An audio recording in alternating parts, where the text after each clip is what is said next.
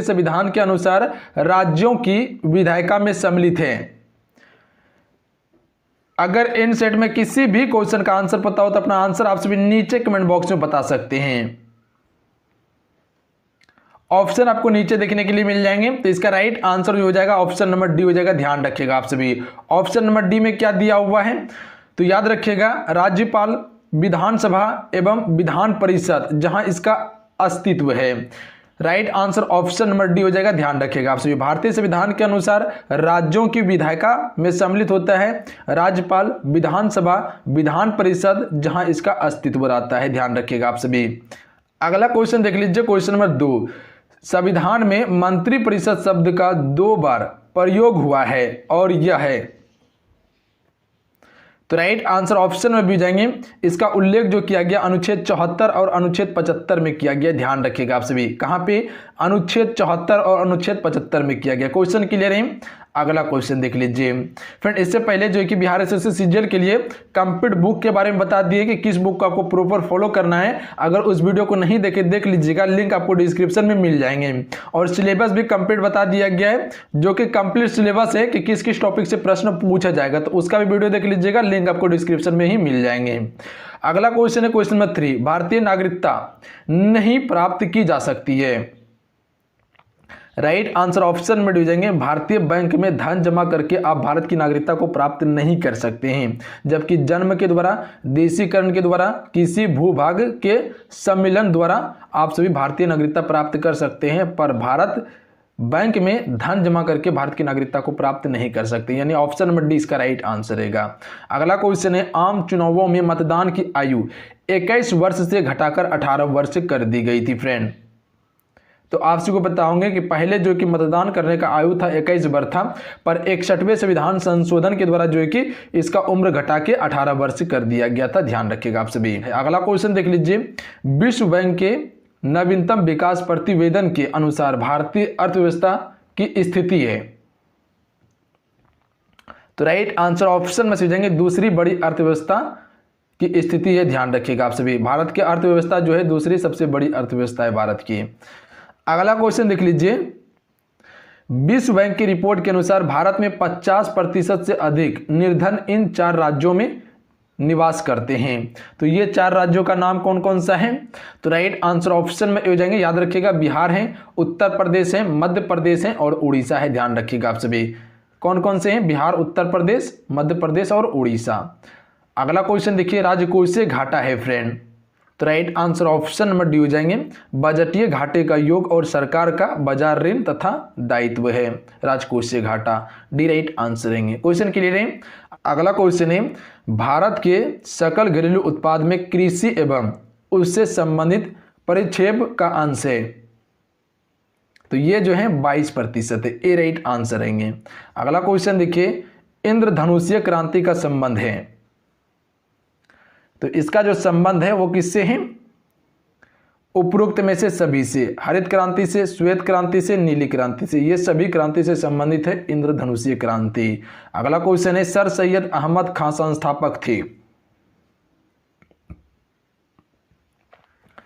Right answer option में हो जाएंगे, अलीगढ़ मुस्लिम विश्वविद्यालय के संस्थापक थे फ्रेंड। ध्यान रखिएगा आप सभी, सर सैयद अहमद खान अलीगढ़ मुस्लिम विश्वविद्यालय के संस्थापक थे। अगला क्वेश्चन है, दिल्ली के अंतिम मुगल बादशाह थे। तो राइट आंसर ऑप्शन नंबर भी हो जाएंगे, बहादुर शाह जफर था, जिसे अंग्रेजों ने पकड़ के कहां ले गया था, रंगून म्यांमार ले गया था, वहीं पर इसकी समाधि स्थल है। ध्यान रखिएगा आप सभी, 1857 की क्रांति में इसे अंग्रेजों के द्वारा बंदी बनाया गया और कहां ले गया, रंगून ले गया। तो कभी कभी क्वेश्चन पूछा जाता है कि बहादुर शाह जफर की मृत्यु कहां हुई थी, तो याद रखिएगा रंगून में हुई थी, जो कि म्यांमार में पड़ता है। कस्तूरबा गांधी किसकी धर्मपत्नी थी। तो आप सभी को पता होंगे, कस्तूरबा गांधी जो थी महात्मा गांधी की धर्मपत्नी थी। अगला क्वेश्चन है, प्लासी का युद्ध कब हुआ था, सबसे फेमस क्वेश्चन है। तो राइट आंसर ऑप्शन में से जाएंगे, 1757 को प्लासी का युद्ध हुआ, 1764 को बक्सर का युद्ध हुआ था। तो ये दोनों युद्ध को याद रखिएगा, जो कि यहाँ से ब्रिटिश कंपनी का जो है कि शासन शुरू हुआ था और भारत पे नियंत्रण हो गया था। तो ये चीज़ पे आप सभी गौर कर लीजिएगा थोड़ा सा, क्योंकि ये दोनों युद्ध के बारे में अक्सर प्रश्न पूछ लिया जाता है। अगला क्वेश्चन है, भारत को स्वतंत्रता प्राप्ति हुई थी। तो आपसे को बताओगे 15 अगस्त 1947 को भारत को स्वतंत्रता मिली थी, यानी ऑप्शन में सी इसका राइट आंसर आता। अगला क्वेश्चन देखिए, अगला क्वेश्चन ये बन रहा है कि यदि हमारे माता पिता दोनों अथवा दोनों में से कोई एक नागरिक भारतीय नागरिक है तो हम हो जाते हैं। तो इसका राइट आंसर ऑप्शन में हो जाएंगे जन्मजात नागरिक होंगे। ध्यान रखिएगा क्या हो जाएंगे, जन्मजात नागरिक के अंतर्गत आता है, क्योंकि आपका जन्म कहाँ हुआ है, भारत में ही हुआ है, इसीलिए जन्मजात नागरिक के अंतर्गत आप आइएगा। अगला क्वेश्चन है, भूमिगत जल के प्रभाव के साथ नीचे की ओर बहने वाले प्रदूषकों को क्या कहते हैं। तो राइट आंसर ऑप्शन में हो जाएंगे निछालक कहा जाता है। फ्रेंड ध्यान रखिएगा आप सभी, क्या कहा जाता है, निछालक। अगला क्वेश्चन कर लेते हैं, अधिकांश क्रेस्टेशिया की बाहरी त्वचा किस कार्बोहाइड्रेट से बनी होती है।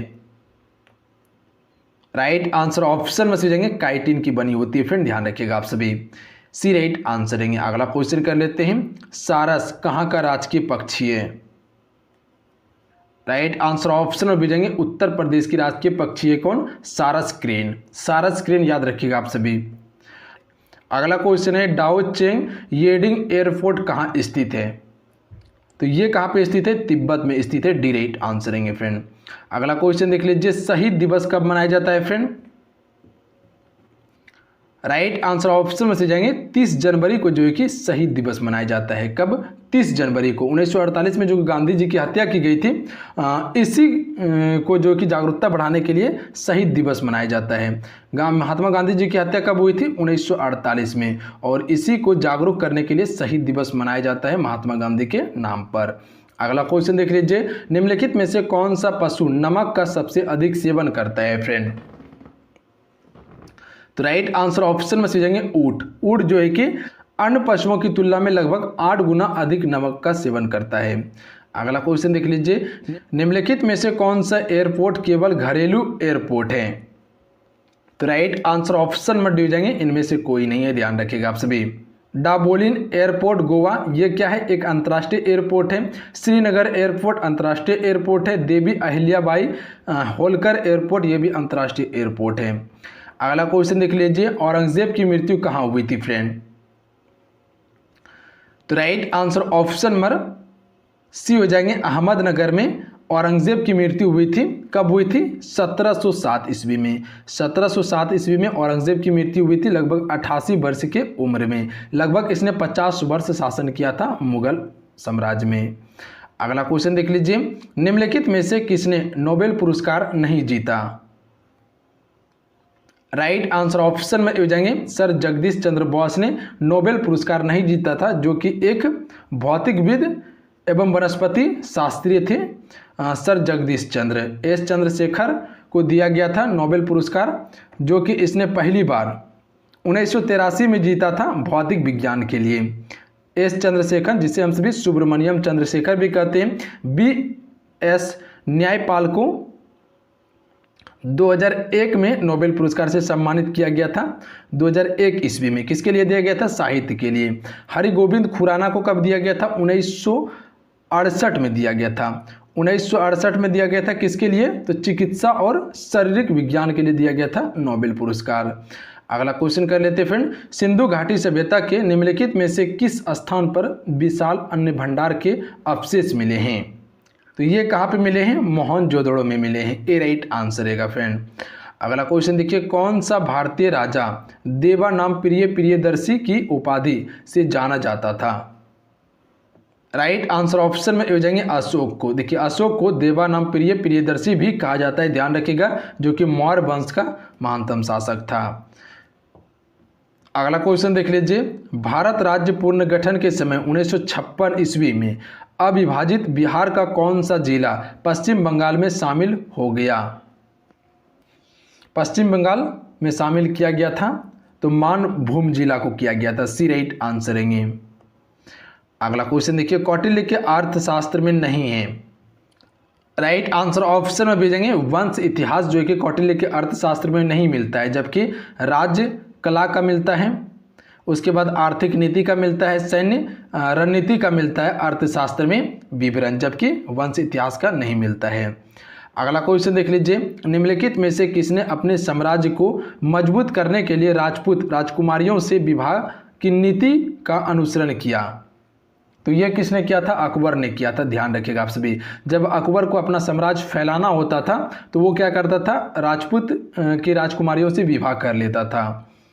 अगला क्वेश्चन देखिए, नादिर शाह ने डैश के शासनकाल में भारत पर आक्रमण किया?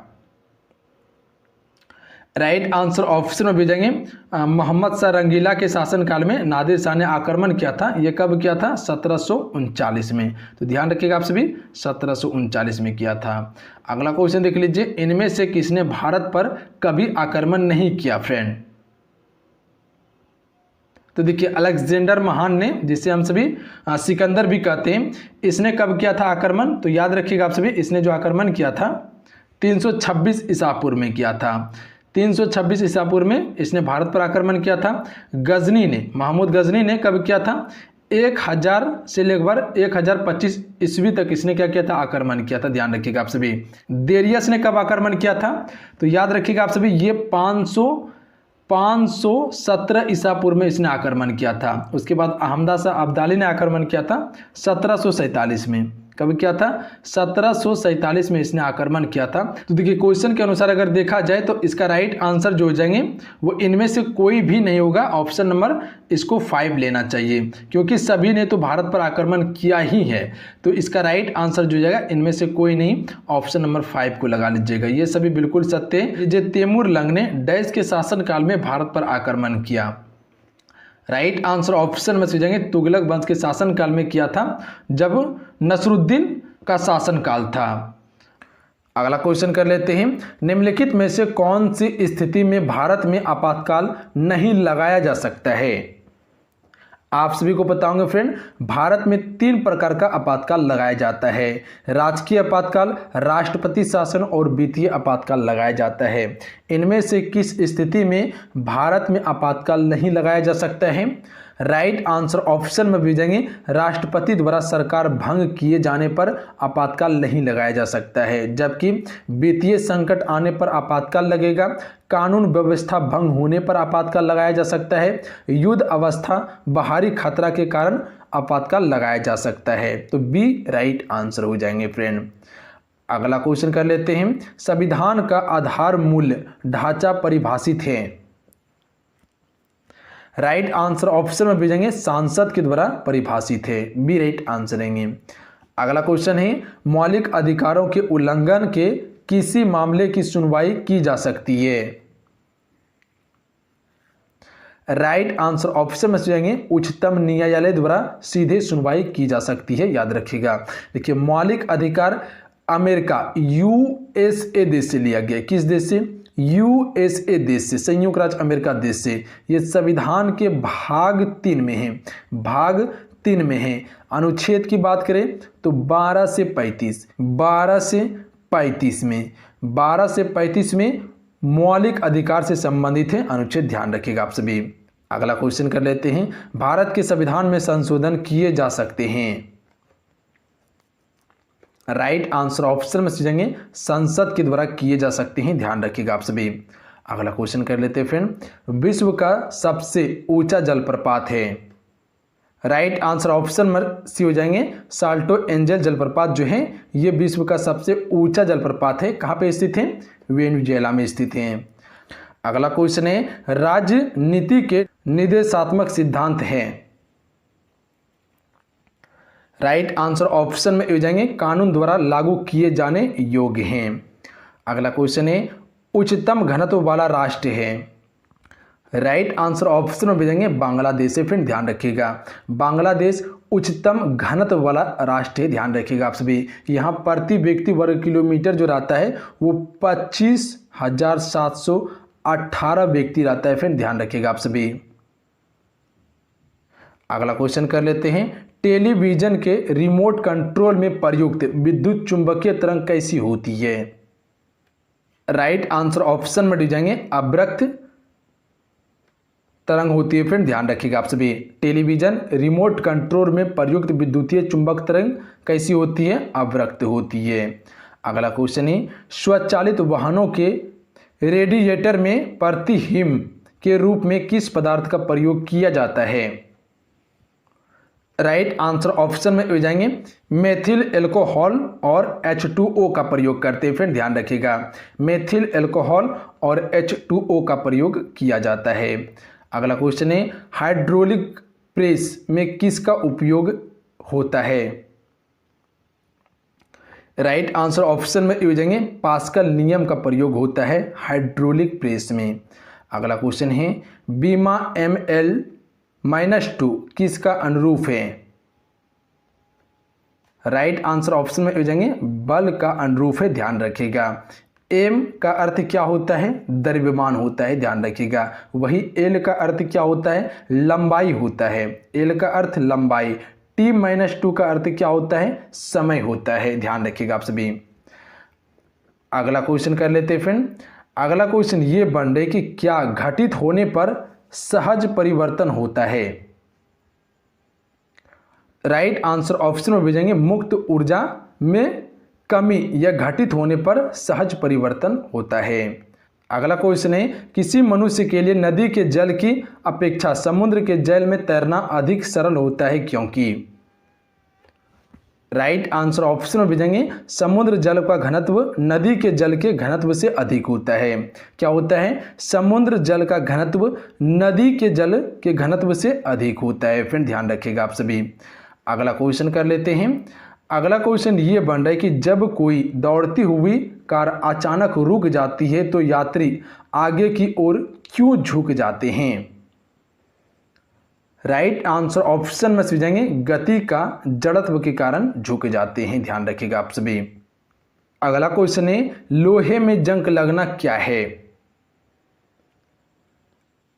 राइट आंसर ऑप्शन में भेजेंगे विद्युत रसायन परिवर्तन है। ध्यान रखिएगा, लोहे में जंग लगना क्या है? विद्युत रसायन परिवर्तन है। अगला क्वेश्चन है रेडियोधर्मी तत्व किसका उत्सर्जन करते हैं? राइट आंसर ऑप्शन में भेजेंगे अल्फा बीटा गामा का विकिरण करता है। फ्रेंड ध्यान रखिएगा आप सभी। अगला क्वेश्चन है एड्स के विषाणु किसे नष्ट कर देते हैं? राइट आंसर ऑप्शन में हो जाएंगे लिम्फोसाइट को नष्ट कर देते हैं, जिससे हम सभी HIV रोग भी कहते हैं। ध्यान रखिएगा आप सभी। अगला क्वेश्चन है पोलियो का नेमेटिक जीव क्या है? राइट आंसर ऑप्शन में भेजेंगे विषाणु है। ध्यान रखिएगा, पोलियो जो फैलता है फ्रेंड वो किसके कारण फैलता है? विषाणु के कारण फैलता है, वायरस के कारण। अगला क्वेश्चन देख लीजिए एक पीढ़ी से अगली पीढ़ी को आनुवांशिकी जानकारी का अंतरण होता है। राइट आंसर ऑप्शन में जाएंगे DNA द्वारा होता है। फ्रेंड ध्यान रखिएगा आप सभी। अगला क्वेश्चन है यदि किसी तत्व में विद्युत धारा को दोगुना किया जाता है तो उत्पादित ऊष्मा है? तो इसका राइट आंसर ऑप्शन में भेजेंगे चौगुनी होती है। ध्यान रखिएगा, यदि किसी तत्व में विद्युत धारा को दोगुना किया जाता है फ्रेंड तो उसकी ऊष्मा जो होगी वो चौगुनी हो जाएगी। अगला क्वेश्चन देख लीजिए। अगला क्वेश्चन ये बन रहा है कि एक 220 वोल्ट 50 वाट के विद्युत बल्ब को 22 घंटा जलाया जाता है तो किलोवाट घंटा में ऊर्जा खपत होगी। तो फिर आप सबको पता होंगे कि किलोवाट आवर यूनिट बराबर जो होता है सूत्र क्या होता है? वाट गुना घंटा बटा 1000 होता है। तो वाट कितना दिया हुआ है? 50 वाट का ये बल्ब है। ध्यान रखिएगा। उसके बाद घंटा कितना है? 22 घंटा है और कितना नीचे है? 1000। अगर इसे प्रॉपर कटाइएगा तो इसका राइट आंसर ऑप्शन में डी हो जाएंगे 1.1 आएगा। ध्यान रखिएगा आप सभी, ऑप्शन में डी इसका राइट आंसर होगा। क्वेश्चन क्लियर है? अगला क्वेश्चन देखिए निम्नलिखित में से कौन सा कण एक परमाणु के द्रव्यमान को निर्धारित करता है? तो राइट आंसर ऑप्शन में भेजेंगे न्यूट्रॉन और प्रोटॉन करता है। ध्यान रखिएगा, बी राइट आंसर रहेंगे। अगला क्वेश्चन देखिए नाभिकीय रिएक्टरों में भारी जल का प्रयोग किया जाता है। बी राइट आंसर रहेंगे द्वितीय न्यूट्रॉनों की गति को कम करने के लिए किया जाता है। बी राइट आंसर रहेंगे। आइए अगला क्वेश्चन देखिए पृथ्वी की भूप्रपट्टी में सबसे बहुमूल्य तत्व है? ऑक्सीजन है। पृथ्वी की भूप्रपट्टी में सबसे बहुमूल्य तत्व कौन सा है? ऑक्सीजन। अगला क्वेश्चन देख लीजिए। अगला क्वेश्चन ये बन रहे हैं कि न्यूट्रॉन की खोज करने वाले थे तो आप सभी को पता होंगे कि न्यूट्रॉन की खोज जेम्स चैडविक के द्वारा किया गया था फ्रेंड। सी राइट आंसर रहेंगे। अगला क्वेश्चन देख लीजिए कि तत्वों जिनमें विभिन्न नाभिकीय आवेश हैं परंतु समान द्रव्यमान संख्या है कहते हैं। तो जो इसे कहा जाता है वो समभारिक कहा जाता है। ऑप्शन में डी राइट आंसर रहेंगे। अगला क्वेश्चन देखिए, अगला क्वेश्चन है केंद्र का इसके न्यूक्लियॉन से गठन में होता है। तो ये होता है द्रव्यमान में घटाव। ए राइट आंसर रहेंगे। याद रखिएगा ए करेक्ट आंसर हो जाएंगे। अगला क्वेश्चन देख लीजिए फ्रेंड, निम्नलिखित में से किसका उच्चतम गलनांक है। तो इसका बी राइट आंसर रहेंगे। NaCl का सबसे उच्चतम गलनांक होता है फ्रेंड। अगला क्वेश्चन है निम्नलिखित के जलीय घोल से होकर एक विद्युत धारा को प्रभावित किया जाता है, कौन सा विखंडित होगा। तो सी राइट आंसर रहेंगे। सिल्वर नाइट्रेट विखंडित होगा फ्रेंड। अगला क्वेश्चन है ऑक्जेलिक अम्ल घोल के विरुद्ध कॉस्टिक सोडा घोल का अनुमापन के लिए अच्छा सूचक है। डी राइट आंसर रहेंगे। फेनॉल्फथेलिन है, ध्यान रखिएगा आप सभी। डी करेक्ट आंसर रहेंगे फ्रेंड। अगला क्वेश्चन देख लीजिए, यदि एक लोहे तार को कॉपर सल्फेट के घोल में रखा जाता है तो ए राइट आंसर रहेंगे। तांबा अवक्षेपित होगा फ्रेंड। ए करेक्ट आंसर रहेंगे। अगला क्वेश्चन देख लीजिए, अगला क्वेश्चन है जल के क्वथनांक को डैश के तापक्रम के रूप में परिभाषित किया जाता है। तो ए राइट आंसर रहेंगे। जल का वाष्प दाब वायुमंडलीय दाब के बराबर होता है फ्रेंड। याद रखिएगा आप सभी। ए करेक्ट आंसर रहेंगे। अगला क्वेश्चन है जब किसी घोल को एक अर्धपरागमीय द्वारा उसके विलायक से पृथक किया जाता है तब इस घटना को कहते हैं। तो इसे कहा जाता है प्रासरण। सी राइट आंसर रहेंगे। ध्यान रखिएगा आप सभी, क्या कहा जाता है, प्रासरण। अगला क्वेश्चन देख लीजिए, जल स्नेहक कोलियोडी को जाना जाता है। तो राइट आंसर ऑप्शन में भी हो जाएंगे द्रव स्नेही के रूप में जाना जाता है फ्रेंड।